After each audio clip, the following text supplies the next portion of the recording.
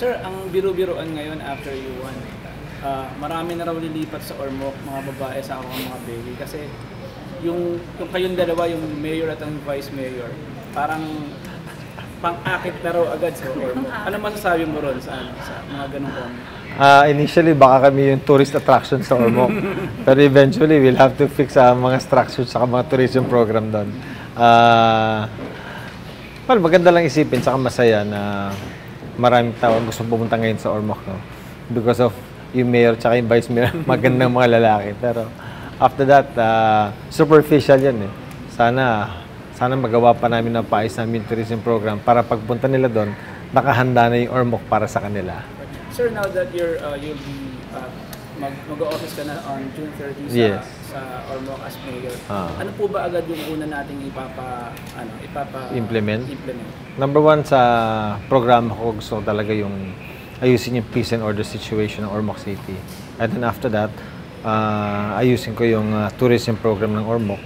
Kasi for the longest time, kaya hindi na yung mabuksan-buksan yung airport namin sa Ormoc. Paano kasi wala kaming tourism program doon na implement. And yung tourism program, ang gumagawa talaga to yung LGU, no?